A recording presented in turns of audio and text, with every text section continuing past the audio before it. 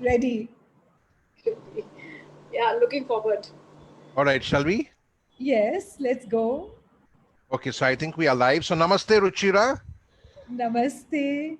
and welcome to the InspireX conversations that we have every Monday. This is with all our Karmavir Award recipients, and you are, of course, our Karmavir Award recipient way back from 2010, right?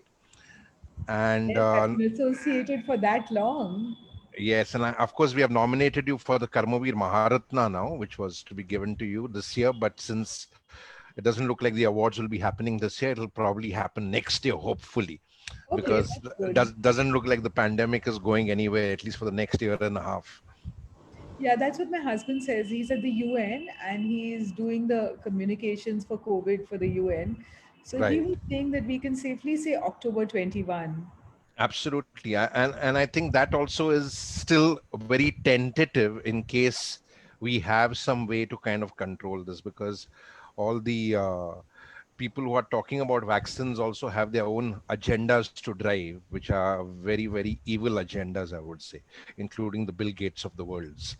So anyway, And the interesting thing is that by the time we get the vaccine, we'll develop herd immunity because all of us are getting it one by one. Yeah. right. And I think that because a lot of countries are talking about going into lockdown 3.0. Yeah. So if there was a 2.0, I don't know, but but that's what. And But in everyone no wants. country is the lockdown like a police curfew except India. No, in no country in the world has transportation been closed or the police out on the streets beating up people for walking or whatever. No country Yeah. has done that. But I that part I would kind of go with policing, for the simple reason that the Indian citizens are the most irresponsible in the world. I'm sorry to True. say that. True. And the worst are the educated, so-called educated. I should not call them educated at all. They're just merely degreed from expensive schools and colleges. I mean, they came out on the first day of the unlocking, right, at Marine Drive in Bombay. Can't get better than that. And then they were in Starbucks sipping coffee like nincompoops. So that's what we are. So I wouldn't blame the policing at all. I think it's required in a country like India where people are absolutely irresponsible. So having said that, people won't like me because I don't play to the gallery and work on populist agendas, but so be it. Somebody's got to call them out, right? And we have a Uh, question mark on the police itself. Sorry. I Exactly. said we have a question mark on the police itself. No, that is Exactly, too. yeah. I mean, Exactly. They're they atrocious. have their own agendas. Yeah, and yeah, exactly. Now I Right. know why you're associated with Jerry. Now I get it. Okay. You're all soulmates. All right, Ruchira. So we'll hand you over now to Itu, who's going to be our host and the conversation leader for the next 45 minutes or so. And then I'll join you in the last 10 to 15 minutes to provoke some thoughts about your activism, about other activist friends who I don't think are activists at all, because they also drive their self-serving agendas. That's why I wrote that piece called The Activist Ethic and Principles, right? And about the biases which stop us from being real activists, because then we are just driving some other agenda. Anyway, so I'll hand you over to Itu, and I'll become a fly on the wall, and then I'll join you in the last 10 to 15 minutes. So happy conversation with Itu. See you later. Thanks. Thanks. Yeah. Namaste once again, Ruchira, Professor Ruchira. And Namaste. so delighted and honored to have you with us. And I'm so looking forward to enlightening learning 1 hour, because I know there's so much learning going to come out and so much awareness going to come out. And your life is replete with inspirational work through and through.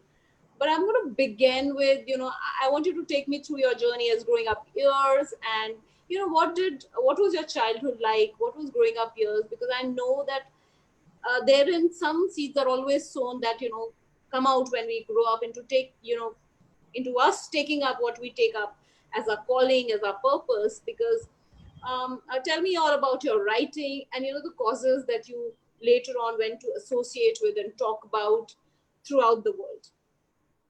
So I was born in a staunchly Gandhian household in Calcutta, My father had even gone to jail for a month as a 15-year-old so that he could be part of Gandhi's freedom struggle. Until this day, he wears homespun, khaddar, a white kurta and a white dhoti, and he's never compromised on that. He goes and buys it on 2nd October. So on one hand, my parents believed in Gandhi very strongly, and they believed in simple living and high thinking. Those were the mottos in those days. And on the other hand, I came also from a family of wealth and privilege because we were mill owners, my family. So we had Right. rice mills and a solvent extraction plant and an oil mill and, all kinds of things. So, on one hand, there was enough money to follow our passions and our heart. On the other hand, there was always this sense of being grounded and having the correct values and not wasting the money, and respecting people, thinking about the dignity of the individual. This was very, very important in my home. And my parents' older brothers were very involved in the socialist movement. So there was a leader called Dr. Ram Manohar Lohia who used to live in my home, and my uncle was like his ideologue. So Balkrishna Gupta, and they had gone to college together, and then my uncle had gone to London and began to think of socialism in a different way. And of course, when they came back, they worked with the caucus inside the Congress Party called the Congress Socialist Party, and then they Right. created their own socialist party. So all this was happening in my home, and my home was like a salon because there were writers, there were politicians, there were poets, there were artists, there were scientists, and all thinking about things which were going on in the world at that time and how to make it a better world. And of course, the constant refrain was equality, equality. How do we bring about equality? And the biggest issue for them was caste, because they thought that caste inequality was the main inequality in India. And Right. then Lohia, of course, also believed that caste inequality was rooted in gender inequality.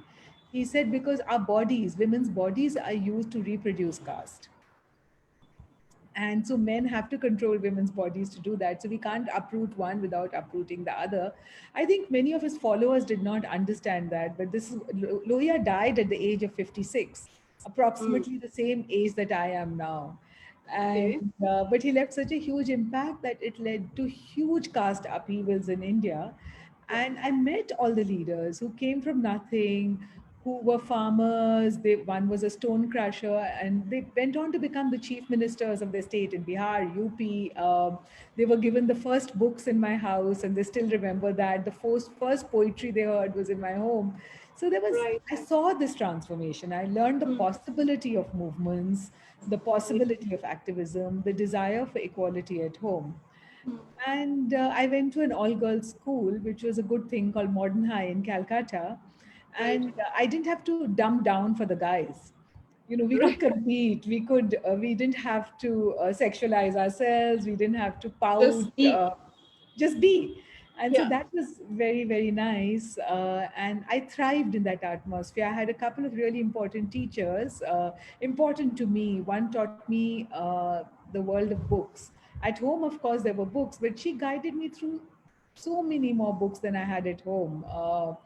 And she would be the librarian, and she would tell me, take this book, take that book, and then encourage me with more and more reading. And I'm still in touch with her. And then, of course, I realized that since the discussions at home were about unfairness, I wanted to tackle the unfairness in the world. And I somehow felt I could not be a politician, but I thought, oh, I can be a writer. I always wanted to be a writer. And when I was in college, I thought, okay, I can be a journalist. Mm. So MJ Akbar was starting his newspaper at that time called The Telegraph. I went to him and I said, can you give me a job? And he said, Mm. we only take graduates. So I said, well, I'll come back to you. And right in the middle of college in India, there was something called pass degree. So when I got my pass degree, I went to him and I said, I've got a pass degree. Can you give me a job? And he said, all right, I will give you a job as a trainee sub editor for the royal sum of 750 rupees a month, but Mm. only if you continue in college and do your honors degree. So Yeah. I joined Telegraph, and from 9 to 3, I would go to college, and 3 to 11, I would go to work.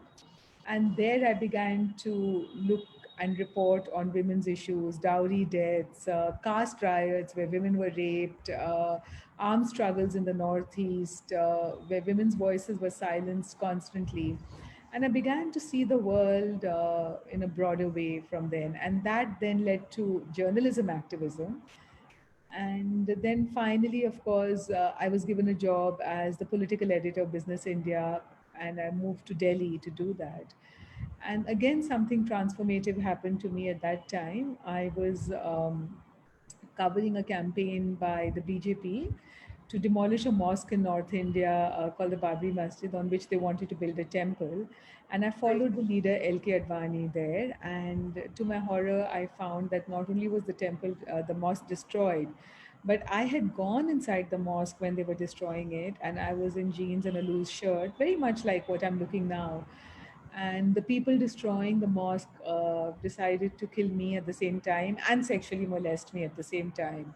I wasn't raped and I wasn't murdered. I was pulled out to a trench outside the mosque, and they said, "Oh, let's take her outside because this is a sacred spot where Ram was born." And there I was rescued by a man I'd interviewed the day before who took me back to the terrace. And there, to my horror, I saw Advani watching homes of very poor people who lived around the mosque being burnt through his binoculars. And when I went to him and I said, "Stop the killing, stop the attacks on women and on journalists," because many more journalists I noticed were killed, not killed, but bleeding and beaten up. He refused to do anything about it. And I went back to Delhi and I decided to testify against this because this was an attempt to murder, this was an attempt to rape, and of course, the violation of many other things when the mosque was destroyed, including archaeological survey guidelines. And when I began to testify, I began to face huge backlash. People would call me a liar and say, "Where are her scratch marks?" People would try to trivialize what I said by saying that girls from good families should not speak up about what happens to them. What's happened to you has happened. Let it go. They would Right. try to make invisible what I was talking about by simply not letting me talk about it. They would say, "Don't write about it, don't say anything, keep quiet for the next 10 years." And that's when I really began to understand how this happens to women at a micro level all the time. The fact that what they say, they're gaslighted. The term now is Absolutely. gaslighting, Yeah. Yeah. and things are trivialized and invisibilized all the time. Right. So at that point, I had gone off to Nepal to research a story, and I was walking through villages in Nepal when I Right. came across rows of villages which had missing girls. And I began to ask the men in those villages where the girls were. And some were hostile, but some did answer, and they said they all are in Bombay. Bombay was 1,400 kilometers away. So Wait. that was a little puzzling to me, but as a good journalist, I followed. And I found that a flesh trade existed, a smooth supply chain from these remote villages to the brothels of Bombay. And there was the local village procurer, there was the corrupt border guard, there was the transporter, there was the pimp, the brothel owner, the uh, organized criminal networks, and finally the sex buyers buying very little girls for between the ages of 9 and 13. And these girls were brought from these villages, fresh, innocent, young, not knowing what they were getting into, pushed into a room in a brothel, and raped by 8 or 10 men a night. I was shocked. And perhaps my own experience made me have deeper insight and empathy. And because and I thought I have to do something about it. So I approached friends in the BBC, CBC, and ended up making a documentary on the subject. I won Right. an Emmy for Outstanding Investigative Journalism. And till this day, I'm the only Emmy winner in India. Yes. But the whole experience was transformative again because what I saw in the brothels was nothing I had seen as a journalist. I'd covered war, I'd covered famine, I'd covered conflict, I'd covered hunger, but I'd never seen this kind of deliberate exploitation of one human being by another. And so I wanted to do more. The night I won the Emmy in New York, I was in the Broadway Marquise. I decided to quit journalism and devote the next chapter of my life to fighting sex trafficking. So Right. I leveraged the Emmy, showed it all over the world, including at the United Nations. And with the help of the UN screening, I connected with the Clintons in the White House. And with their help, then I was able to help in I went and testified to the US Senate for the passage of the first trafficking act, Victim Protection Act, Trafficking Victim Protection Act. Did the same with the UN and got the United Nations protocol passed along with lots of friends and allies that had built all over the world, and did the same in India many years later. Section 370 of the Indian Penal Code, which we managed to Right. get passed to define trafficking after the Right. bus rape. Yes. I had to later ask you, that how do awards make you get what you want to do, and you answered that question so beautifully, because I think the recognition and the awards um, had a purpose, and you leverage that purpose. And I feel that everything that you've recounted right now, I'm getting goosebumps from all the stories that you've said. And the first thing I'd like to go back to is your childhood. And I think your childhood was so beautiful, but we all have experiences, but all of us are not able to bring out those experiences and actually pinpoint and say that this is my calling and purpose and I'm going to do it. And also, parents play such a beautiful role, and school plays such a role in shaping up who we become. And you have been so lucky to have associations, the kinds that you had at home or in the school, your teacher. Also, about your recount of the Babri Masjid, and your first hand recount of how you felt as a woman, how vulnerable. Yeah. And you did not bow down to that vulnerability. You did not just give up. You kept going from one higher place to another higher place, and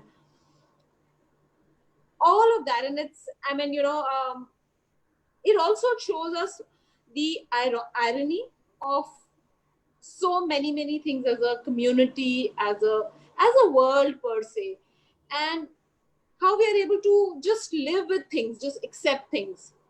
But when we talk about them and we raise our voice, we can be the change champions like you have been. And so much you have done that sometimes, while I was going through all the work that you do, that I think I need two sessions with you, not just one, to actually enjoy and learn so much from there. I'm going to go back to your experiences as a visiting professor at NYU.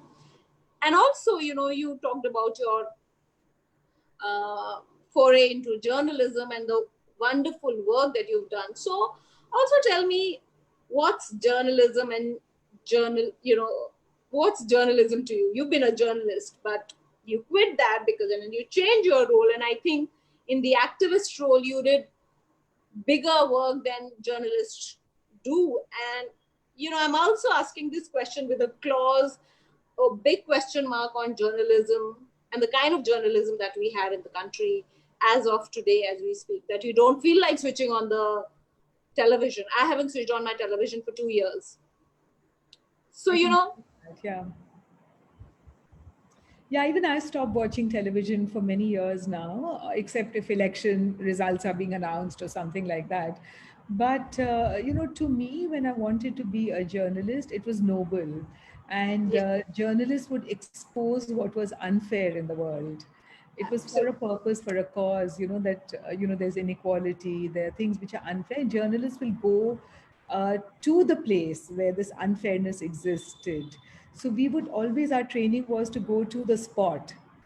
And that's why I was inside the mosque at that time, because many people ask me, why did you have to go inside when the mosque was coming down? Because my training was that you have to be Yeah, authentic in your reporting, so you have to go to the spot. The other thing we were taught as journalists was that you always get two opinions, verify, and do right. not depend on secondary sources. Get go to the real person, get First the real source. And now everyone is cutting and pasting from the internet, and journalism is more about opinion rather than investigation. In our time, it was about investigation.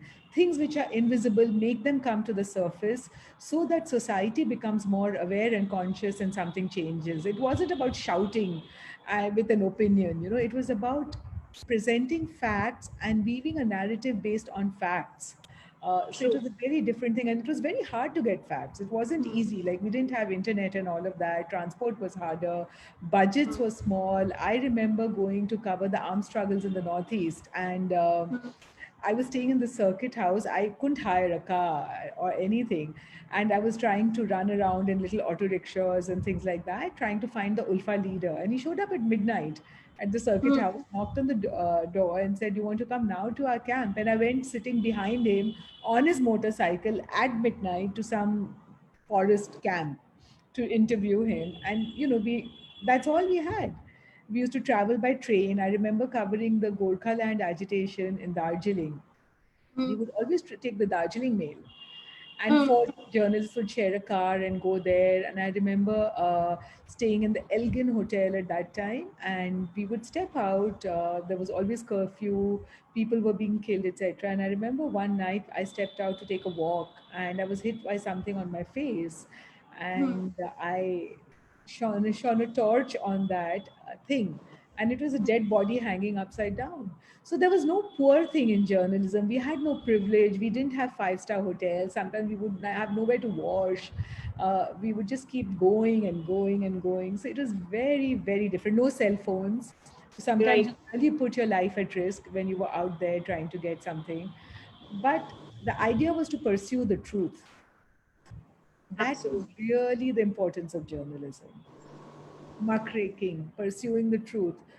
And it's changed now, because now it's more, depending on secondary sources, not going to original sources. It's not going to the spot, but sitting in an armchair somewhere and pontificating.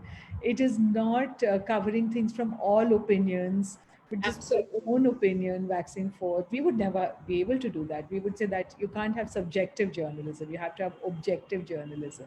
True. But today, I have also come full circle as a result of the kind of reporting which is happening now, where I say, for me, being an objective journalist is, I say I object. Yes, I'm an objective journalist, and I object. I object to all the things which are going wrong right now. Absolutely. I mean, it is all fakery. That's a word coined by Jerry, and it's all fakery. And I mean, you don't know. You're not listening to news. You're listening to some melodrama drama going on, which has some kind of a plot, and there is some conceited mind behind it, which could be from the government. You never know, Exactly. which is Exactly. probably. But And that's one more thing I wanted to tell you, Itu, was that, also every time you take a stand, you yeah, gain an education. So, absolutely of course, it's not that I was born brave, but I took a stand because I just thought it was the right thing to do, to testify on the Babri Masjid issue. I had nothing to lose, nothing to gain from it. But I true. did it because I had to testify to the truth, and I gained an education because I had to face the backlash.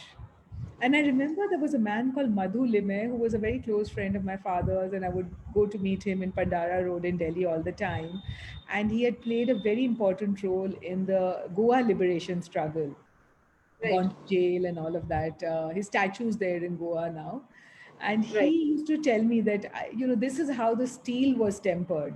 So maybe what happened in Babri Masjid actually helped me and gave me the energy and the courage to take on the sex traffickers. I know. In Rex Karamveer parlance, we talk about, the innate powers that we have, which begins from vulnerability when you're most vulnerable in your life. And from there, you can unleash so much. And I think about your journalism and your passage and your journey of journalism, it's all replete with the courage of truth, the power of truth, the power of conviction, the power of diligence. You're just not ready to give piecemeal. You have to Sure. go down, you have to just dig deep, and you have to just break through these times that may have been very, very dark for you. And you can recount them with a smile and say that's an education. And that in itself is such an inspiration and education for, I think, all the viewers that have been watching. And at least for me, I mean, you really feel that you are talking about it, but you've lived through those dark times, and it must have not been easy. It wasn't easy, and I've had 3 points of transformation. As I mentioned to you, the first was when I was nearly killed when the Yeah. Babri Masjid was being brought down. The second was when I was filming The Selling of Innocence, my documentary on trafficking from Nepal to India. Yeah. I was in a brothel and a man pulled out a knife at me and Hmm. said that I'm not going to let you film here. And I, Hmm. as usual, had gone in with no help, no protection, those journalism in those days. Right. So I said, okay, I'm this close to losing my life now. What do I do? But suddenly, the women in prostitution surrounded me. They formed a circle around me and they told the man that we want her to tell our stories. You've got to kill all 22 of us. If you kill her, we'll face you. And the man slunk away, knowing it would be too much trouble. Hmm. And that's also when I realized the power of women organizing, the solidarity, the friendship Yeah. circles. And that later led me to form my NGO, which is called Apne Aap Women Worldwide, because Yeah. that circle taught me that we can form a wider circle across the world to end sex trafficking. And Apne Aap means self action in Hindi. So that Yeah. moment gave me that idea. And the third transformative thing which happened to me was many years after starting Apne Aap. um, I had cancer. I had breast cancer. And at that time, Apne was making a difference. And I was riding high that, yes, change is possible. I'm making a difference and all of that. And we'd helped more than 20,000 women in prostitution. And then suddenly I was diagnosed with cancer and I had to go to Sloan Kettering for treatment because it was at a very advanced stage. And the doctor wouldn't let me leave the city after that for the next 9 months because he treated me with chemo and mastectomy and vasectomy. And even then you begin to realize the value of life. That in spite of the trauma, in spite of all the hardships, in spite of the vulnerabilities, life is so worth living. I really began to embrace life after that.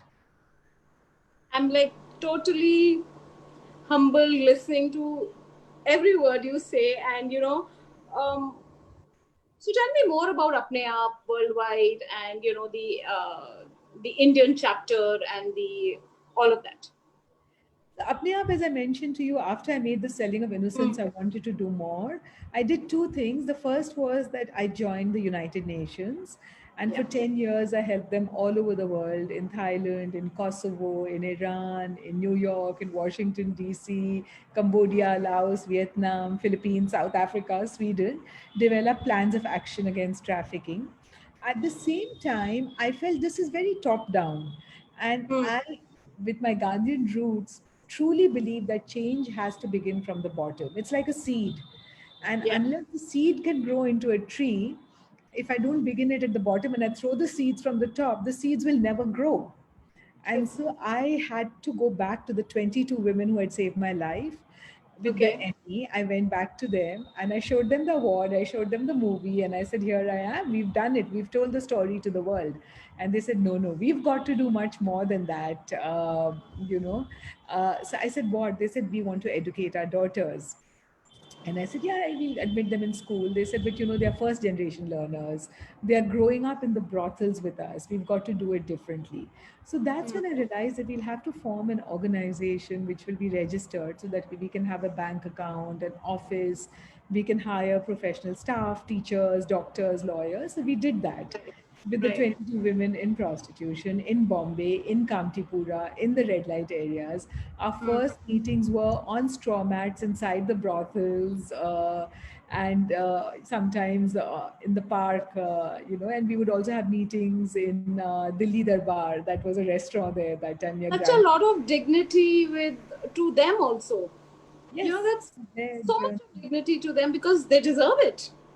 They deserve it. And Everyone deserves it. the first thing we did was we got a room in a municipal school, hired a teacher, Hmm. and started preparing the kids for school. As soon as the kids were ready for school, we tried to get them admitted to the mainstream school. The principal objected. So we formed our first talking circle then, where the 22 mothers and I and the teacher went to the principal and begged, cried, cajoled Hmm. together, saying that our Hmm. children too. The principal relented, the kids were admitted, and they have now graduated from college. One is an animation artist, one became the manager of a Domino's pizza parlor, etc., etc. all the mothers have passed away from AIDS related complications. Only one mother is alive of the original 22. But the dreams live on, not just in these children, but we perfected that formula and began Yeah. to work with more and more women. In Yeah. Kamtipura, we went on to Bhiwandi. Then we realized that there are many NGOs in Kamtipura, so we created a community based organization called Asha Mahila Sansthan of older Right. women in prostitution, handed over the project to them, and then pushed off to Bihar on the border of Nepal, where there's really a need and poverty and destitution is extreme. We started in the red light areas of Calcutta and Sonagachi, the worst red light area in the world that I've Yeah. seen, where children are made to stand on the streets looking like meat hanging from a hook. And of course, Delhi, and we began slowly to work among nomadic groups who were labeled as criminal tribes under British colonialism and Okay. so pushed out of their daily livelihoods, like making indigenous medicine or dairy products, Hmm. that that they forgot that they even knew this, and they began to believe that only sexual availability was their destiny and their role Right. in life, where prostitution is passed down from mother to daughter and pimping from father to son. So we Right. began to work among such communities. They're known now as denotified criminal tribes. And they are the Nuts and the Bedias and the Sasis and the Kanjars, very invisible. Yeah. Yeah. So we've educated now more than 1,000 children who are children from red light areas and daughters of prostituted women. We've helped more than 20,000 women connect to government documents and through that to government benefits like low cost food, housing, loans, education, and transform their lives. In Bihar, where we began working, there were 72 brothels, and now there are only 4 or 5 brothels left. So soon, the transformation began to be noticed, not just by us, but by the women themselves. And they became braver. And our survivor leaders who were trafficked at age 9, had 6 children, had to live in a brothel, went on to Amitabh Bachchan's Kaun Banega Karodpati and win 20 lakhs from Rani Mukherjee and come back and build a home for themselves. So these are the real awards to me, Itu. This is I what I care about. A also. world in which no human being is bought or sold. And Yeah. that is Apne Aap's mission. Yeah. You know what? One very nice thing through your work is that you built models and leave these working models with the community for Yes, them to take forward, because that's the best way. I mean, in my social entrepreneur studies that I did in the social development, that those models are the best models, and that's what we need. We don't need to make them dependent on anyone. We need to form these models that are self-surviving and would survive through, and then bring out the solutions. And you exactly. have given those to the community wherever you have gone in all your work. And I think that's absolutely the way the non-governmental organizations need to work. That's the way to empower the community, to empower grassroots level people, Yeah. and to give them the thing. And that's wonderful from your models that you're talking about. I would like to again go back to, you talked about it briefly about when you testified in the US Senate for the passage of the first Protection Act in the US trafficking. Tell me about that. Share the anecdotes and experiences. I'm sure all of this has been learning and eye opening, and it has very beautiful ramifications and on your work that you took forward every single time. So, what happened was that when I made the selling of innocence, I realized that prostitution is not as old as the hills and it's Hmm. not inevitable. We have to Right. turn it around because if we accept the exploitation of some other human being, we accept that exploitation itself is normal. And we cannot Right. let exploitation get normalized. And so True. I realized that. And when I began to meet the women, I also realized it's not just some poor women eking out an existence by getting some money and some poor migrant workers getting some sex in exchange. That wasn't true at all. True. It was actually that poor woman was controlled by the pimp, the brothel keeper, the money lender, the landlord, even the people who were the vendors selling alcohol and drugs, and the police.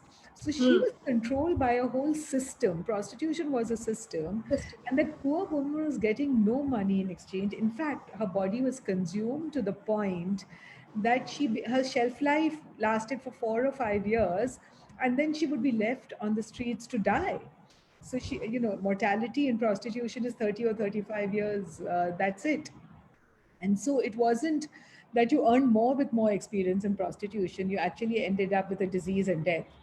And that's when I realized that this is a new form of trafficking. There's no movement as such. Perhaps there are people being brought from Nepal to Bombay, but there were also children who were being born in the brothels of Bombay, who were being put into prostitution on the very same bed they were born, exactly like the denotified tribes that I work with. Yeah. So then I realized that we need new definitions. We have to tackle this menace. As I was working for the UN, I began to see similar patterns in Thailand or the United States. There were these very vulnerable girls, and I call them the last girls, based Yeah. on John Ruskin's concept of unto the last. And Hmm. the Bible also says the last shall not be the least. And Right. Gandhi says uplift of the last. So for Right. me, the last human being is that little girl in a brothel, the 13-year-old, who's poor female. She's a teenager. In India, she's low caste or Right. from an oppressed caste. And all her choices are taken away from her. She cannot decide whether she's going to go to school. She cannot decide who she will marry, when she will marry, what food she will eat, what clothes Right. she will wear, Right. and whether she will be prostituted. And she's stuck in that brothel because of all these intersecting inequalities. The same last girl exists in America. Instead of from an oppressed caste, she comes from the color black or the color purple, as Alice Walker would say. So I Yeah. realized that she exists everywhere, and we need to do something new to tackle this menace. And Hmm. that's when I started approaching people with influence to see how I could do it. I met the Clintons because their aides introduced my documentary at the United Nations when I showed it. So I began to badger the aides. I met the Clintons, and with the help, I told them that this is a worldwide menace, and if the US takes a stand, other countries are sure to follow. So would you do that? And with their help, we actually drafted a legislation. I contributed somewhat. They had experts. There were NGOs from the United States, Equality Now, and Coalition Against Trafficking in Women, and others who began to contribute. And then we managed to convince some senators to take a lead on the bill. I was closely in touch with those senators. It was a bipartisan bill, and they asked me to come and testify to the Senate. I did. I showed my movie, I testified, and I still have a letter from one of the senators saying that it was my testimony which helped move many of the senators in the Senate at that time to vote for the bill. And Yeah. that's how United States got its first trafficking law. It's known as the Trafficking Victim Protection Act. So as an Indian citizen, I was able to play a role in a passage at that time of a law in the United States. And it was only because of the solidarity and feminist friendships, but also sheer passion and commitment.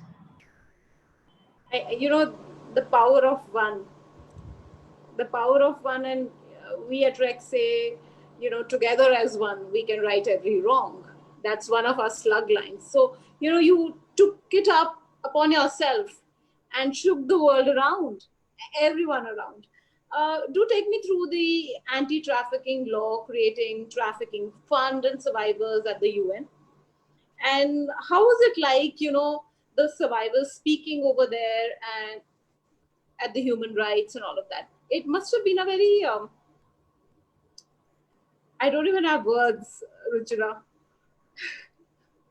Tell me It's about it. a wonderful question that you asked. That what did it feel like when I took a panel of survivors to Yeah. the UN? So uh, because I was working for the United Nations, I told you just after making Selling of Innocence for the next 10 years, I began to work for the UN, and I was posted all over the world.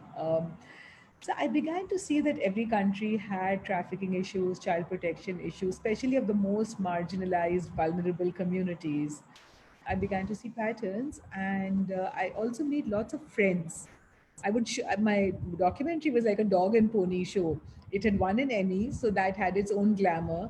I used the glamour by showing the documentary in Thailand, Cambodia. It's been dubbed into 6 languages: Thai, uh, Tagalog, Vietnamese, Bengali, Nepali, all kinds of languages. Yeah. And I would show it in the villages, I would show it in the cities, invite people to come and see it. And through that, I would make friends with people who were like minded. I went to Hmm. the Beijing Women's Conference, which was 25 years ago now. Hmm. Also made friends there on these Hmm. issues because I really believed and I wanted the change to happen, the power of one or the power of passion. And what happened then was that with all these people, we said we need a new law. We can't Right. use the 1949 Convention Against Slavery because this is not pure slavery. This is something new which is happening as Hmm. feminization of poverty is also increasing. Organized crime is becoming more entrenched after the breakdown of the Soviet Union. So we Right. need a new law, a new protocol.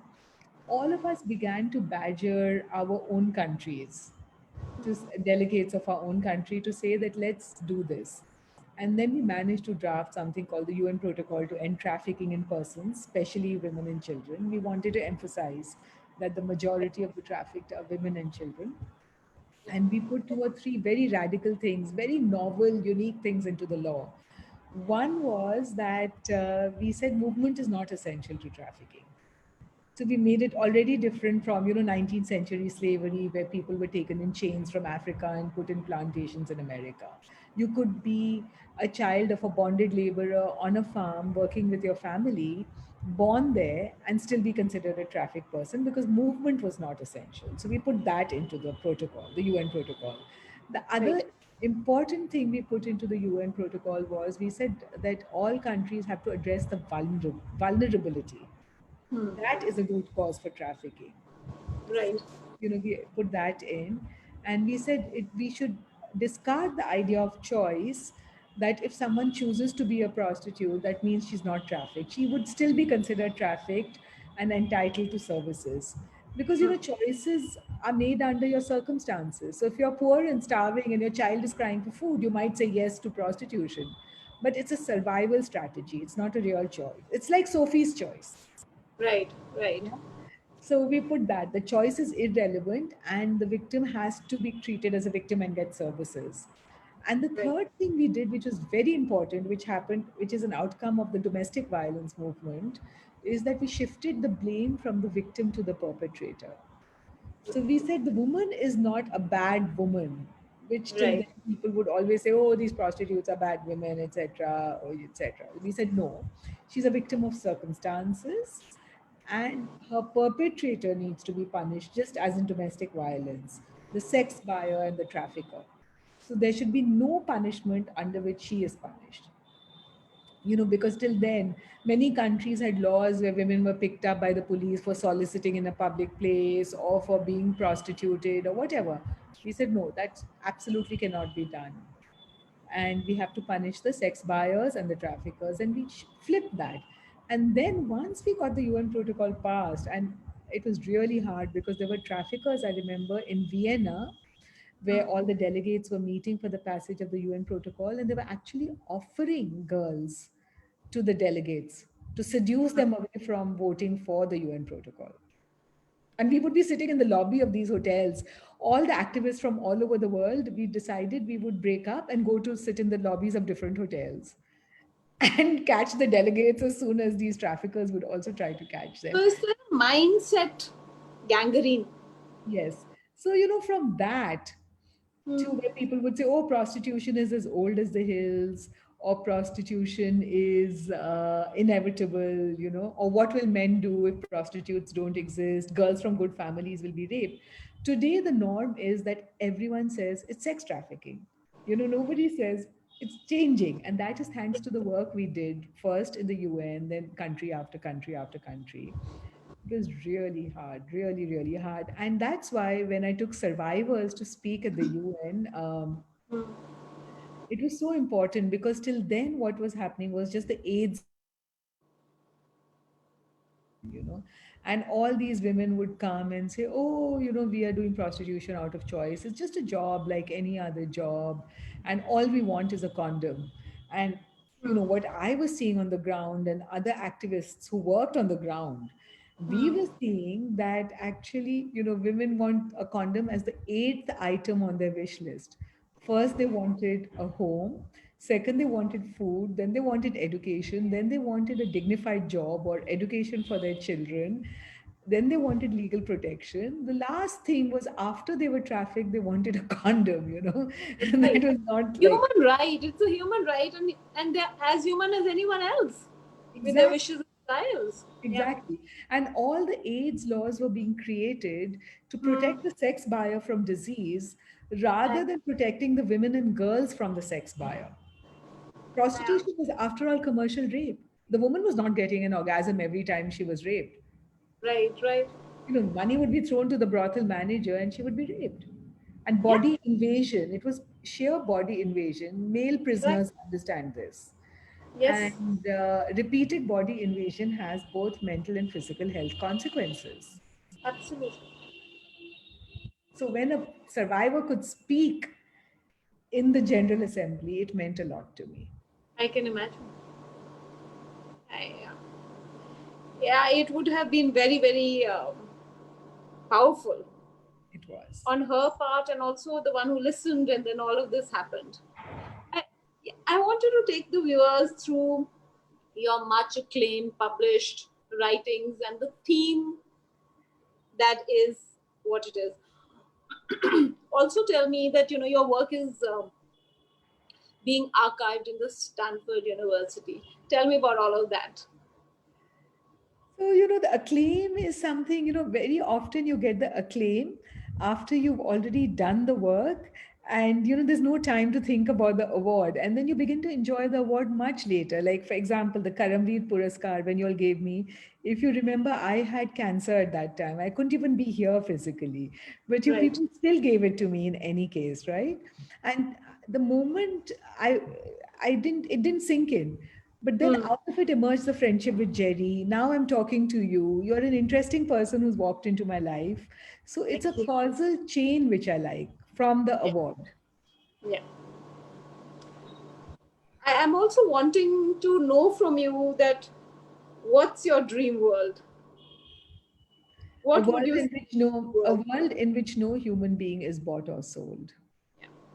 And Ruchira, this is my last question before we bring in Jerry. I want you to take us through this. These last 6 months have been, you've been striving from day one, feeding the migrants and feeding people with 1 million.org. And, you've been there, out there every single day. And you had COVID, your family had COVID, but the work did not stop. And it was so difficult to get you here as well because you were so busy in your work. And then, of course, you were not feeling well for a bit. Tell me about this gigantic work that you've been doing in these 6 months of pandemic, and take me through that. And then we invite Jerry back into the conversation. Just 4 days after the Janta curfew, Modi announced a lockdown. Hmm. And the lockdown in India is very unique because it was imposed by the police and it was like a police curfew. So all Right. transportation was closed, buses, trains, trucks, cars, shops were closed, people lost their livelihoods overnight, children's school Right. was closed. And you can imagine the impact of that in a red light area. Hmm. Women live in small, tiny rooms, in very, very busy lanes, very tiny lanes as well. And they were not allowed to step out of those rooms. Some of those rooms have no windows, and they had no income all of a sudden. Their children came back from school. Some of them lived 11 people in a room with no windows. And if Yeah. they stepped out of their rooms onto the street, the police would beat them up. And Right. the little girl who was back home from school, a 12-year-old, emailed me, WhatsApp me to say, Didi, we all are starving. Can you help? This was Right. 4 5 days after the curfew. So I Hmm. went to the red light area outside Delhi with Hmm. 500 packed meals just to make sure she got something. I spoke to a civil servant who gave me permission and all of that. I went and gave her food. But then I began to get similar messages from Bihar, from Calcutta. We are starving. We want to commit suicide. Our children are here. We don't know what to do. We can't even recharge our phone. And I realized that I have to sustain at least a basic food program for victims of sex trafficking who Hmm. are not, the bottom has dropped out of the world. They are Absolutely. being brutalized by the system, which is so crazy. So Yeah. then I began to call up friends and family, foundations, NGOs, other people, Hmm. and say that I need to get food to these places. And people Right. did come forward to help. So there was a spice merchant in Indore, Push Spices. They said, we'll give you turmeric and we'll give you salt. A salt merchant from Kutch said, I'll give you a truckload of salt. Dalmia Bharat said, I'll give you some sugar.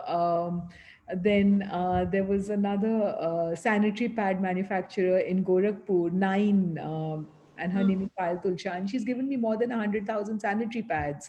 A Hmm. chef called Vikas Khanna, who could leverage all these big multinational corporations, said, Hmm. I will leverage my contacts to get you rice from an Indian merchant whose company is called India Gate.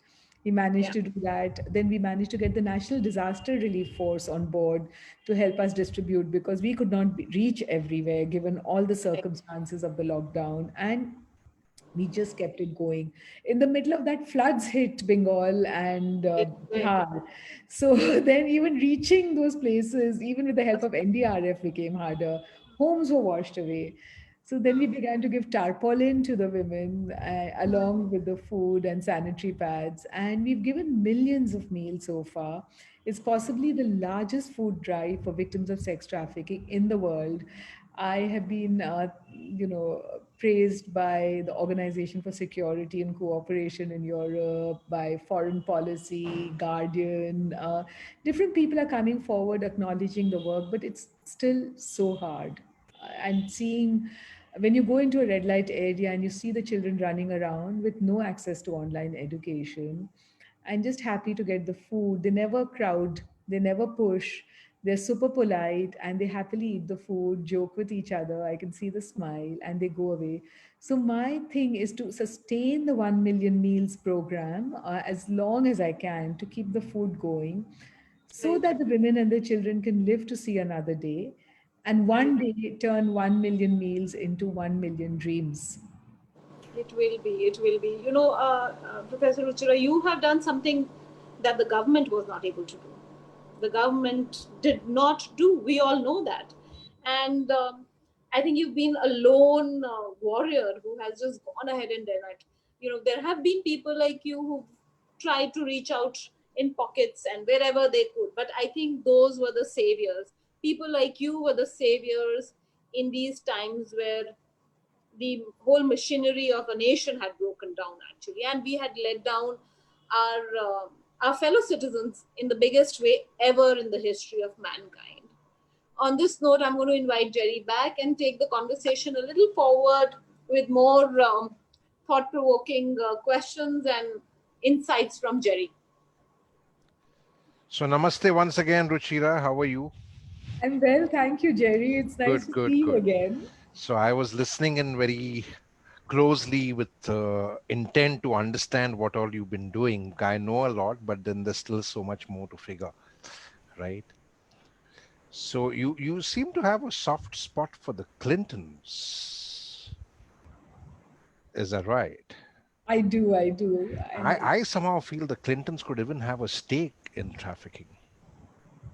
They're evil, they're absolutely not. evil. No, no, They are. They I are. think it's more, I mean, there's so much of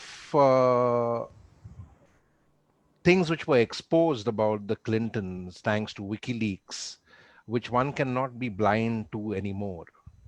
And while we all think that Donald Trump is the scum of the earth, I don't think the Clintons are any better. Hillary Clinton, especially, is pure evil. It shows on her face. Uh, Clinton maybe is a man who doesn't think from his brain but thinks from between his legs, but he's not so evil, I would say. But then they have been involved in so many scams and so much of corruption which has been exposed in the WikiLeaks. I would request you to go through those tapes and read about all that Julian Assange exposed about them.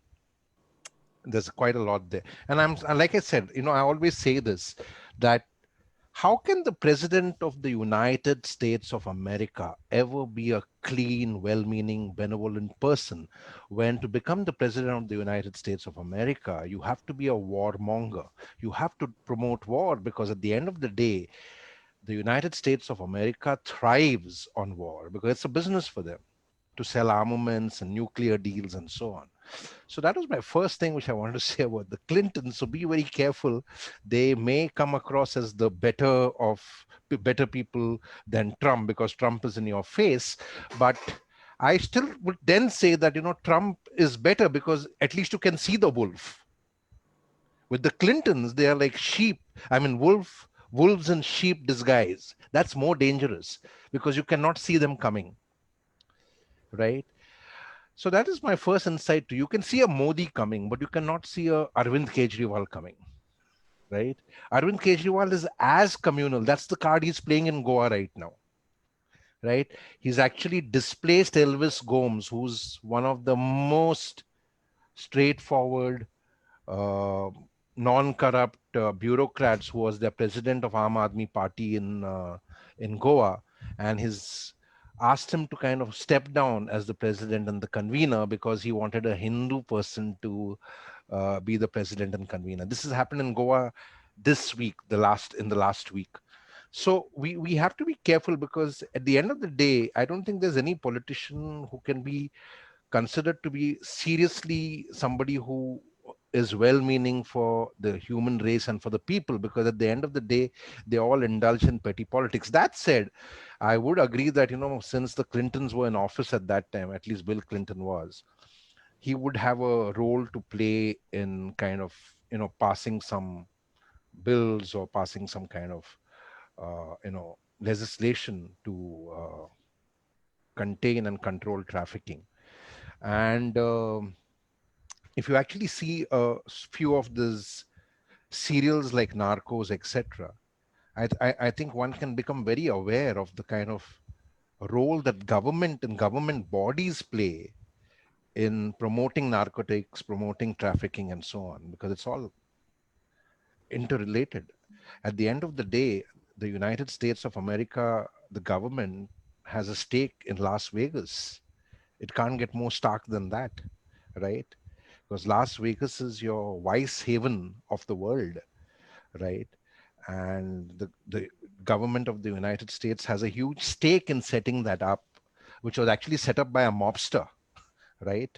So, I've never so been to Las Vegas, but I've right. read about it, of Yeah, course. so Vegas was set up by this mobster. I forget his nickname was Bugsy, and there's a Yeah, yeah, movie. yeah. There's It there's rings a a bell. Yeah, it there's a rings a bell. movie on that, Yes, yes, yes. where Warren Beatty, I think, also directed the movie and also acted as Bugsy. Yeah. So Bugsy was the man.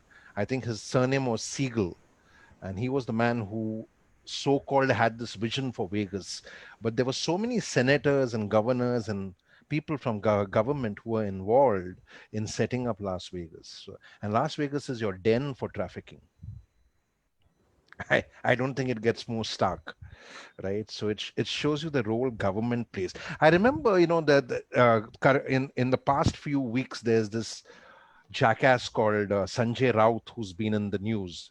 He's from Shiv Sena, and I wrote an article about Bal Thackeray way back in 2010 because Bal Thackeray was doing some moral policing about a movie called My Name Is Khan, and I'm no big fan of Shah Rukh Khan, but I said, what gives you the right to do any moral policing or talk about anything which is moral when Bal Thackeray was the chap who had his hand in every prostitution racket in Bombay? And I wrote that on our website on called dishum.com, right? And the first dance bar in Bombay was owned and operated by Bal Thackeray. It was called Drumbeat. It is in a place called Tardev. Okay. And he used to promote vulgar kind of Bollywood dancing, what is called as item girls in Bollywood movies today, right? And by saying that this is we are promoting culture, are women gyrating, promoting culture? What kind of culture are you promoting? Right? So I wrote this, and then I started getting threat calls from this same jackass called Sanjay Raut, who used to be the editor for their mouthpiece called Samna. And I remember the first time he called me, he told me, आप हमारे भगवान के बारे में ऐसे कौन कैसे लिख सकते हो? So I also kind of just to irritate him more, I said, कौन सा भगवान और आप कौन हो? So he said, आप मुझे नहीं जानते हो, मैं एमपी हूँ. I said, MP क्या होता है? So he's like member of parliament. So I knew who he was, but I was just irritating him more. So I said, आपका नाम कभी सुना नहीं है, मैं एडिटर हूँ सामना का. I said, वो सामना क्या है? सामना न्यूज़पेपर है. I said, कौन पढ़ता है उसे? I just was irritating him, right? And he says, आपने गलत लिखा है हमारे भगवान के बारे में. I said, कौन भगवान? So he said, बाल ठाकरे. I said, हम तो उसे हमेशा बॉल टॉक्स कहते थे. बिकॉज जितने भी वो बातें करता है सब गलत बात करता है. तो अगर आपका भगवान होगा, हमारा नहीं है. हमारे लिए तो वो जो बोलते हैं ना कमाटीपुरा में बड़वा, वही है. तो अगर आपको लगता है कि हमने कुछ गलत लिखा है, तो आप मेरे ऊपर केस डाल दो, मुझे दोबारा मत फोन करना, है ना. Now what I am trying to say is that you got to see this guys coming, and you need to know what they are. what we need to see below the mask, because the public persona that they portray is all very benevolent, like Bill Gates, right? Bill and Melinda Gates Foundation. And they were doing illegal trials on poor women and girls from, you Boarding know, schools in UP where the children died because of that. absolutely, absolutely. And a doctor called Anand Rai is the man who exposed it. And now, if you see all the news about this, because there was a Supreme Court case going on this, and BMGF was actually asked to leave the country in 2017, I remember right? that. And now the entire news has got whitewashed all over, except for one whistleblower site where it is still there. Okay. It's because their PR machinery has been in overdrive. Why do you think they gave the award to Narendra Modi last year? It was quid pro quo. Allow us to operate over here, right? So you were doing illegal trials, and all your Give Foundations and Give India, they all talk about him like he's some god and messiah, and the next Jesus Christ from heaven, who has the second coming has come with Bill Gates. You know, the Christians believe in this thing called second coming. Very vulgar thought, but you know, so I mean, it's complete nonsense and bunkum, right? So I think we need to really be careful of what we are promoting and who we are aligning with. And that was exactly what I was talking to you about before we went live, about the activist ethic. And I know you do a lot of great work, but again, I wrote this activist ethic because I was a little irritated when I saw people misusing the Shaheen Bagh platform to promote their own agendas, whether it was Shabnam Hashmi or Harsh Mandar, who I've worked with before. And I was very, very kind of appalled and shocked by the behavior of people like Aruna Roy, Harsh Mandar, when they were part of the NAC, which is the National Advisory Council, which was promoted by the, the grand goddess of Indian politics called Sonia Gandhi. And the National Advisory Committee was under the aegis of the Planning Commission. So, by virtue of that, the last wise man of Indian politics called Montek Singh Ahluwalia was their patron, their chief patron and mentor. I call him the last wise man because wisdom stops with him. And the last wise man said that rupees 32, this is in 2010, rupees 32 is good, is a good amount for a family of a husband, wife, and two children to survive and to live and eat two meals. While this man was spending 25 lakhs in building toilets in the planning commission. I don't know which toilets cost 25 lakhs. At that time, there were no smart toilets available. Nowadays, at least you get smart toilets, which can tell you how healthy you are by testing your stools, right? I don't think Montech had bought smart toilets at that time, because smart toilets have been around for the past 2 years, not in 2010. Now, Montech said that, and Montech is the jackass that he is. But what happened to Aruna Roy and Harsh Mandar? Why didn't they speak out? These were the same people who used to oppose the International Monetary Fund in 2002, and I used to work with them at that time in 2002 to say that $2 is not enough for a family to survive. Now let's do the math. Any idiot can do the math. My 7-year old would be able to do the math that the 32 rupees is much lesser than a dollar, right? None of these people spoke. I had to actually shame them and send them shaming messages. And after 1 week, Aruna Roy finally voiced her thoughts and said that what you said is wrong. And I actually sent them messages by saying, have you become slaves to the red beacon cars? Because they had all got the red beacon cars at that time as part of the National Advisory Council, right? So, how does that activism work when you're aligned with one government because you believe that the Congress party is better? Doesn't that make you a partisan politician stooge? How do you call yourself an activist then?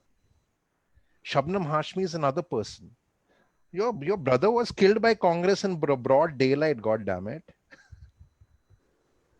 And you're talking about the Congress like they are like some saviors for India, right? So what I'm trying to say is that as a crusader, as an activist, we have to be non-partisan and apolitical. What are your thoughts on that? What do you think? I think, all of us will definitely always have some party we will vote for. Right, Because after all, we are citizens of some country or the other. And I do enjoy having the ability to vote, and I want to exercise it. So I will definitely always choose a political party. right. And so, whether I'm an activist, whether I'm a journalist, whether I'm a typist, anything, I will always choose a political party. So, I think to say that activists should have no political affiliations doesn't make sense to me. And we have to work with political parties to bring about policy change. Like you mentioned, that I worked with the Clintons because they were in power that time to bring about policy change. I sat in India in the Women and Children's Committee for the 11th and 12th 5 year plan. And in that, we actually developed child protection frameworks, which were really good. So I think the difference for me in choosing which political party do I go for, and obviously there's some consistency to that, because I don't say that I'm going to vote for. I've never voted for the BJP all my life. And I don't intend to do that because I find the BJP has a very limited agenda and an intolerant agenda, and now clearly an anti democracy agenda. So, the limited agenda is, of course, representing the view of only upper caste Hindu men. And as a woman and as a feminist, I find that extremely troubling. Right. As a party which doesn't has now, as I mentioned, an anti-democratic agenda. They are dismantling parliament. They are, smashing the judiciary. They are going after every institution. Considering that whatever, Let me finish. yeah, So in terms of having to choose between different kinds of parties, for me, the most important thing to preserve is democracy, where I can play a role. I can have a dialogue to bring about some kind of policy change, social change. And that is more possible with people who are Democrats in different ways than people who don't even believe in democracy, because the entire thinking is fascism. And that is troubling to me. So I would choose a Sonia Gandhi and a Congress party, or the Clintons anytime, because I feel that with their flawed characters, they are still Democrats. And I don't want the perfect leader, because only fascists can produce the perfect leader, the ideal man, the strong man, because there's no such thing. We all are human beings. I want a human being who's my equal, who I can look in the eye, have a dialogue with, and a consensus emerges as a policy. I do not believe in the head of the family taking all decisions right or wrong. I do not believe in a head of the state who takes all decisions right or wrong. I used to like the Planning Commission because it brought in different opinions, and NGOs, trade unions, doctors, lawyers, government officers to come up with policies. I would The I would li- BJP has dismantled the I, Planning Commission. I would like to interject there. That's what they would like us to believe, that they brought in thoughts and outside views because they had all the activists and all on the National Advisory Council.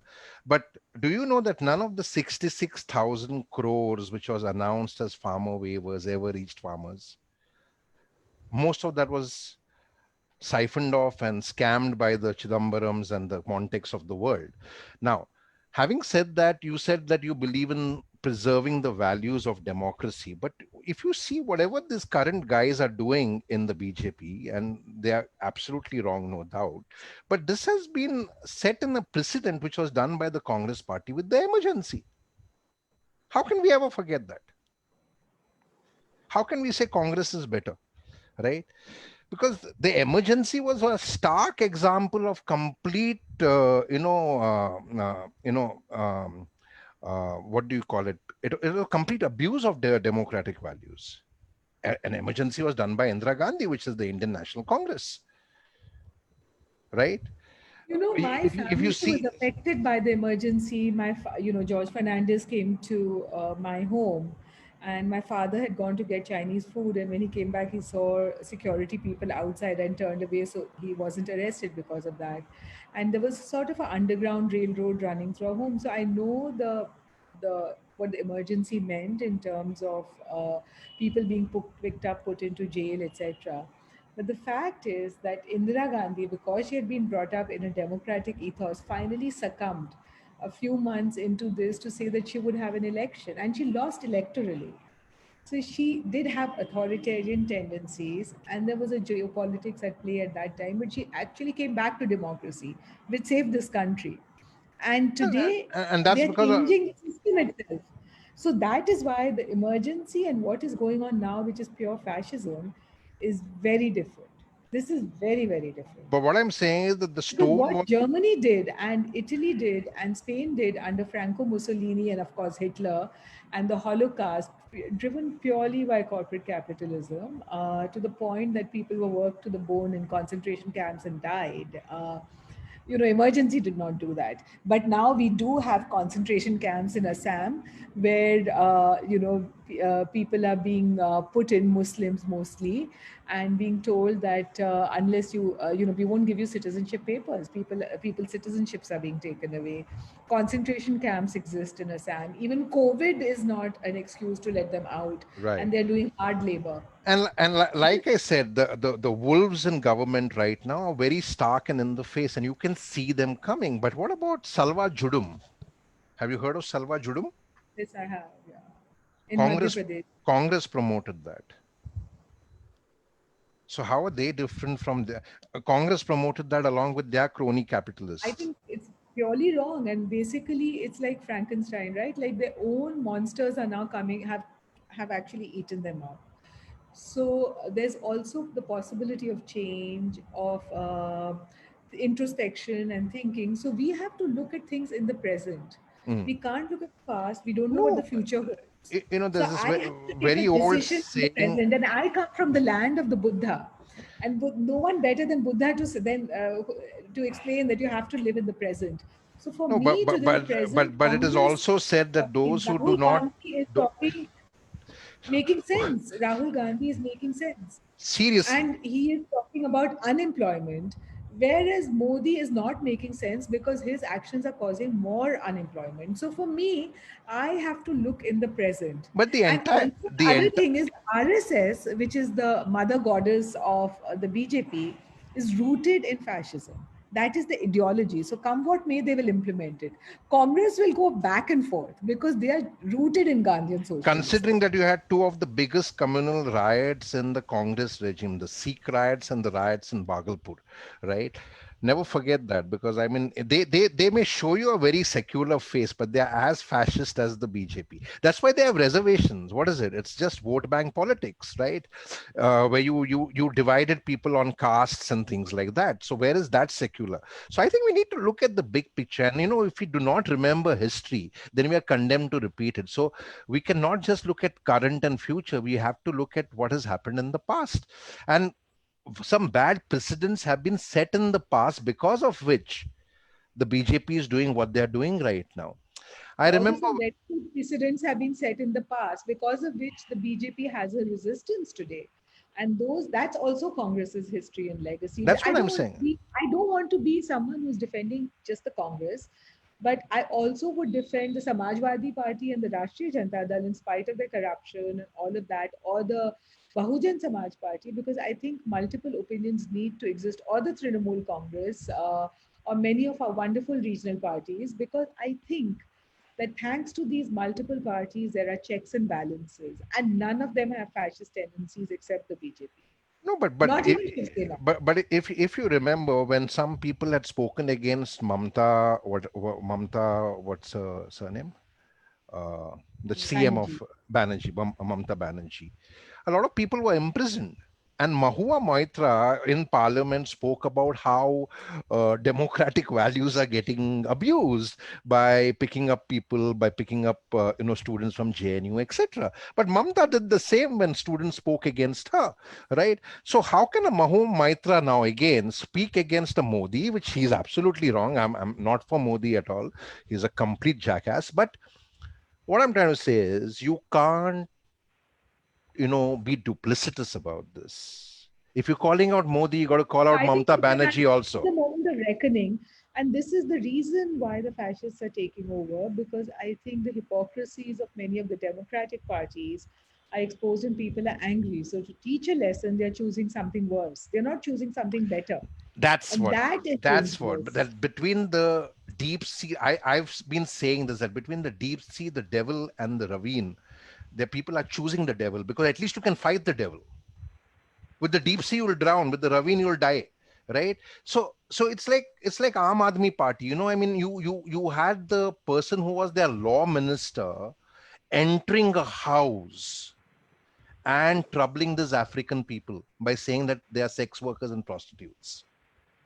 This was wrong. You can't do this as the law minister. It's a bad precedent. Do you remember this? This happened in Delhi. This was the Aam Aadmi Party at work. Party which was in power. Their law minister enters a house, takes the cops and enters a house without a warrant, without any kind of legal holding, and harasses those people. So I think almost every party is doing everything wrong. It's just that we are singling out the BJP. When Mahindra Karma was killed because of what he did, Mahindra Karma was the face and the founder of Salva Judum. Today we talk against this dumb chap called Arnab Goswami, and he's a complete moron, no doubt about it. But Rajdeep Sardesai and Barka Dutt were hailing that a hero of the country has been killed, has been martyred.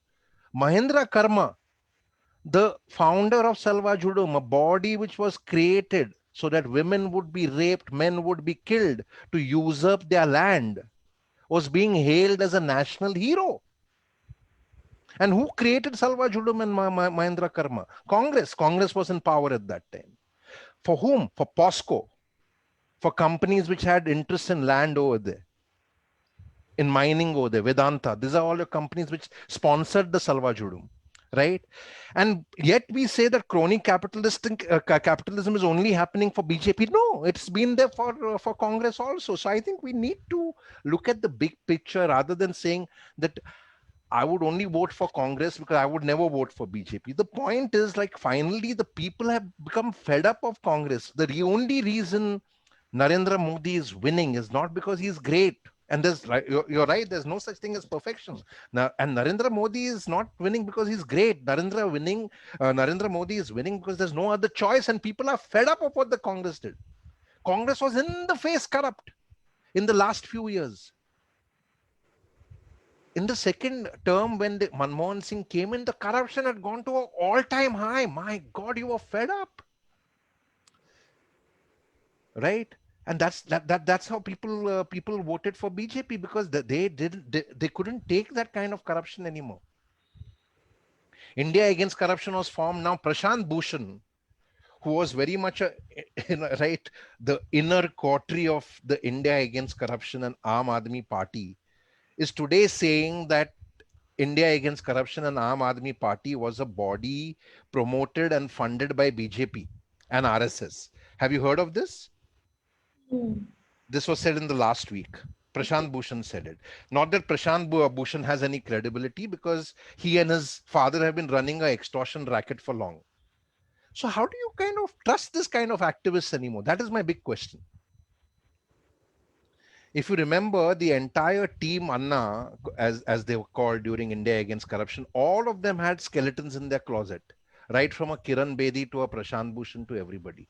So where does that leave the real activist who's really crusading without any alignment with any political party or without taking any sides with any politician? What are your thoughts on that? I think that I'm very worried about depoliticizing society, because the moment we have no society and political party, we are more vulnerable to corporate capitalism. And I think that is the bigger danger. So we need to strengthen the political parties which are democratic. And that is up to us, because they will be as responsive as active as we are. So that's where the role of the activist is really important, that we will pick sides, but we will also put pressure Right. and And you got continue to hold them accountable, right? You can't to be hold them silent when they're doing accountable. wrong. And yes, so but we have to hang in there. Yeah. We can't give up on politics. Absolutely. And you know, the great thing about being an activist who's non-aligned, apolitical, non-partisan today is that you can still go and vote and you can choose nota.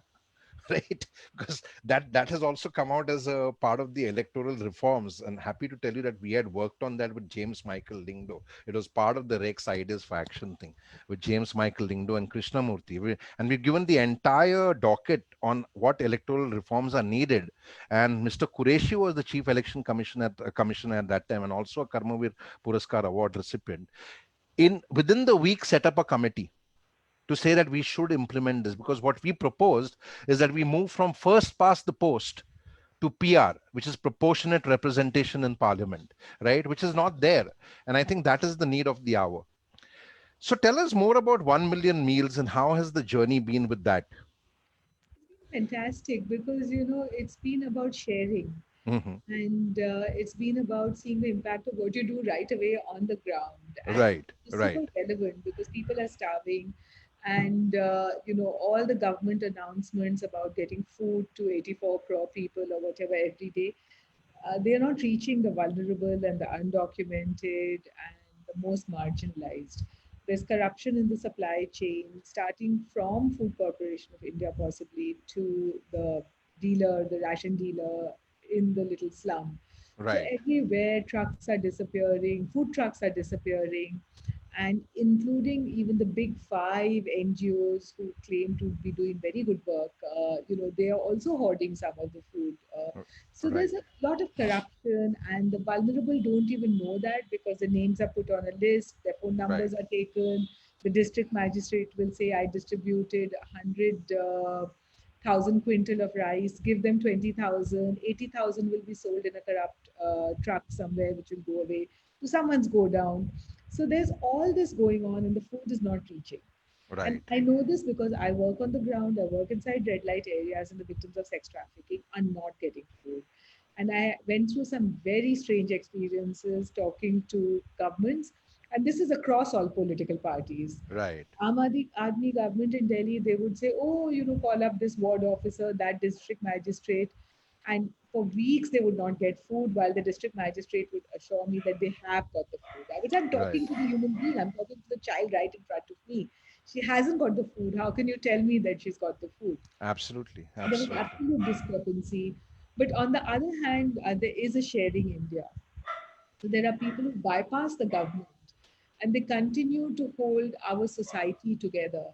And this Right, is like the spice merchant in Indore who said, I will send you turmeric and chili powder, as right, many trucks as you want, push these right, boxes.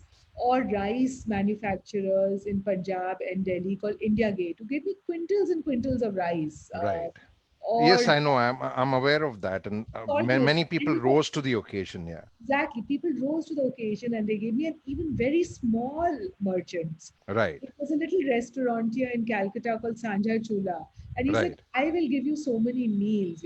So, and students right, said, okay, you can't get into Calcutta and into the red light area. We will form a human chain and right, make sure that we will get the food and the ration to those right, women and children. So that really was the spirit of India. You know, people talk about give India this, India that, India. I think the most important is share India, and that Absolutely, collaboration absolutely. is so important. Right, And that's what that's what I've realized. What 1 million meals, the biggest food drive ever in the history of the world for victims of sex trafficking, running into right, these 200 days, has taught me is that never think about finding a leader. Do right. it yourself. Absolutely, Don't. absolutely. So Be the let's look at, change you want to see in the world. be the change you want to see in the world. So there's no great leader out there who's going to come and help us. The second is look at each other for help. Right. Absolutely, Don't try and find some help from the system and from some help top down. absolutely, We can absolutely, help each other, and that's pretty okay too. And the absolutely. third thing is don't think about what you should do what you can. Very Only nice. time will show the consequences of your action. Absolutely, because all small actions make a big difference, no Yes, matter how small and insignificant they may look to you. Everything that's a philosophy at Rex Karmavir exactly. Global Fellowship, that every Exactly. little thing makes the big difference. Every small thing. I want everyone listening to this program Right. not just to be inspired, but to act. Uh, Absolutely. Rather than say, what can I do, that I can do something. That's what we are always talking yeah, about. don't be overwhelmed. Yeah. Don't think about the future. Think Right. about the next 5 minutes. Right. Don't think Absolutely. about what you should do. What is the impact? The impact is now. Getting food is a priority. Help us at 1millionmeals.org. And Absolutely. build companionships, build friends. Don't look for leaders. Let's look at each other. Absolutely, because everybody's a leader. That's why we have a very simple mantra, which we've written in our Mojo Shanspreta and Karma Kari books, that I change to change India, I change to change the world, and I change to change everything, because there's no Mahatma coming anymore. There's no Messiah coming. You are the Mahatma. So be the Mahatma that you want to see in the world, right? And I think that that's amazing, because I think once the entire movement started, and I was very happy to kind of work with you on 1millionmeals.org and try to get some traction for it. And we did get some support, Hey, but then we happy to couldn't do get the events. donations. Yes, Yes, yeah. you helped us with thousands of meals, Jerry. Right. And the whole idea was that how do we kind of promote this in the right way? And, Sidita is still working on that, trying to get the TV pro. And the proceeds from that book are going to go to 1 million meals. And like I had told you, that 1 million meals should become now synonymous about, providing meals for the most vulnerable people, who are the children and Yes. women who are victims of trafficking, and then the victims of the Students. migrant exodus, and then become, like, synonymous with that going forward, to be like a call to action in face of any man-made or natural calamity. Because unfortunately that's going to happen in this country a lot, because not only natural but the man-made calamities, because of all these petty politicians or petty people who are unfortunately in politics. So I think that's the big learning. But yes, you're absolutely right, don't wait for someone else to do it. Rather than saying what can I do, figure out what can you do and do something, right? I want to conclude this by just asking you something, and again it's going to be a little provocative. Have you heard of Jeffrey Epstein? Yes, of course. Okay, good. Have you seen his documentary? No, I haven't seen the You documentary. should see it on Netflix. There's Clinton written all over the documentary, by the way. And Jeffrey Epstein, as you know, is a known trafficker now. They've recently also arrested his second in command, should I call her? I think this lady called Yeah, that Robin Maxwell's the daughter. Maxwell's daughter, right? Some And strange name. and I hope she kind of Gillian or something. exposes everybody so that people can see what kind of people were involved, including the Gates were involved, because the Gates also had some dealings with him. And some of your top people in American politics are involved. Some of your top people in American businesses are involved. And as we all know, Jeffrey Epstein thrived on trafficking.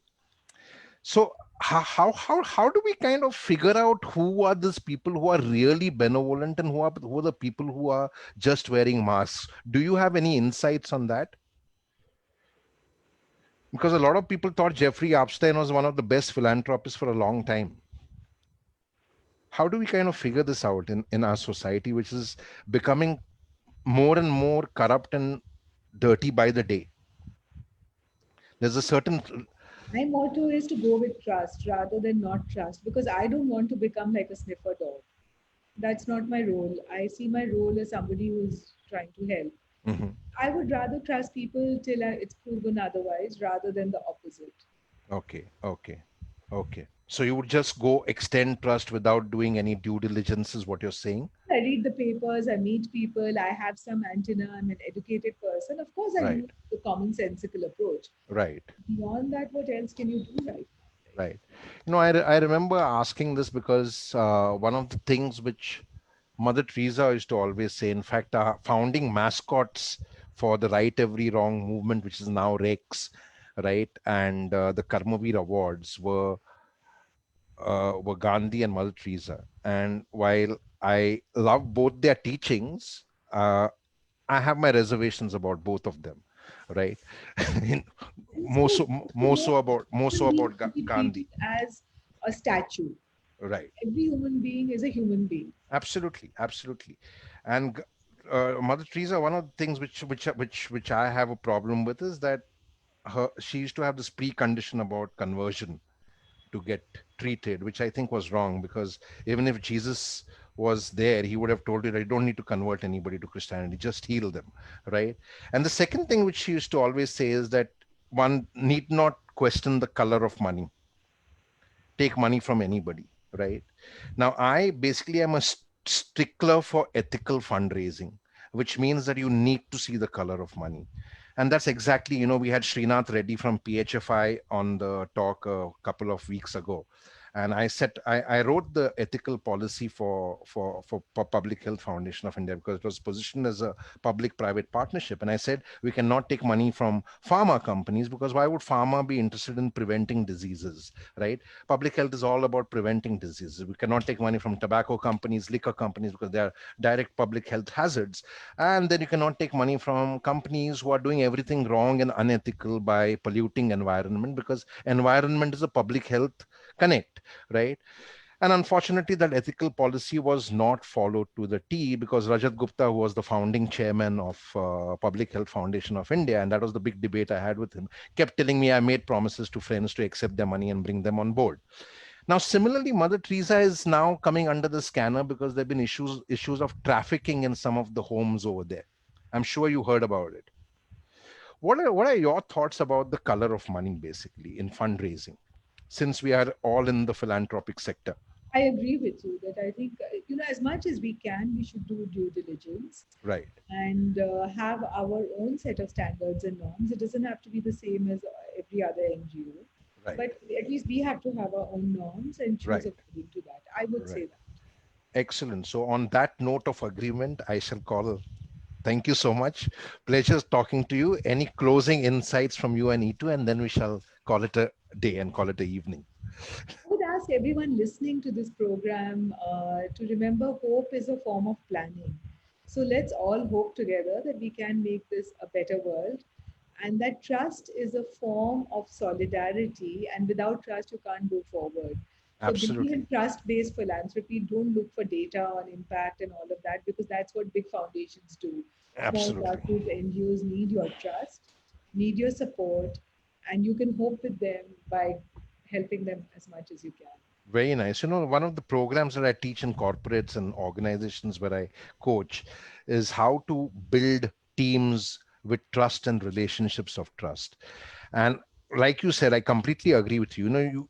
With trust, there are people who come from two different directions. One is you have to earn my trust, and the other is that I trust you till proven wrong.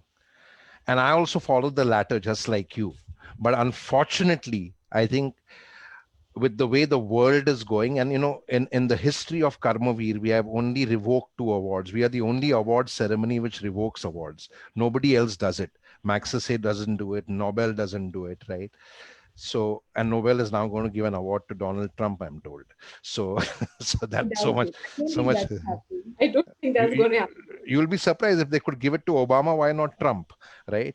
Obama promoted some of the biggest wars in his time, by the way. So how does he get the Nobel Peace Prize? uh, and we revoked two awards. One was Tarun Tejpal, one was Vikram Akula, for doing everything wrong towards the community and with women and so on. Vikram who? Akula, SKS Microfinance. Acha. Oh, the Andhra Pradesh thing. Yeah, Andhra Pradesh thing, which turned out to be one of the biggest scams. His wife exposed him. And somehow in Andhra, all the scamsters get exposed by their wives only. Yeah? So another guy got exposed last week, right? So and Vikram Akula again is a McKinsey boy, just like dear old Rajat Gupta, who was caught in the insider trading, who still yeah. State claims. Foundation had a McKinsey boy heading it in India. Ashok Absolutely. Alexander. Ashok Alexander, another rogue and rascal who wants the world to believe that he wore his philanthropic hat and gave up a well paying job. Hey, you did it after retirement, right? And it was, And he got $450,000 a year. forget that, and traveling business class, sorry, first class, and staying in the best hotels. But these guys all want to show that philanthropic side without really being philanthropic. And I think that, or that, so I completely come from that same place that, trust till proven wrong, but unfortunately now one has to be careful. So on that, so thank you for sharing that about trust. Very important, because trust has to be preserved in the world. Yeah. Yes, great. I, yeah, I'd like to leave on the note of one of our very wonderful slug lines at Rex Karavir, that not just talks ideas for action. Go ahead, do what you have to do, and do it right. And don't wait for anybody to come and help you. Just do it. And like you said, that with your 1 million meals, or all through the pandemic, you just went ahead. And once you started doing, people came in, trust came in, and hope came in, and work kept happening. And that's what we need to do. On that note, thank you so much. Namaste, Absolutely ma'am. Thank you so much. And you take care of your health. My regards to everyone at home. And I'll catch up with you. I'll send you a mail about the book and the plan. And then you can connect with Speaking Tree and Westland. All right. Wonderful. You And take, Jerry, will you ask people for donations to 1millionmeals.org? We'll, absolutely, absolutely, absolutely. and I've put it also. I've put it. I've been putting that on all my posts. So that's what. It was in All there. right. We'll do that. Yeah. Okay. Thank you. Okay. Take care. So See you. Jai Hind. Bye bye.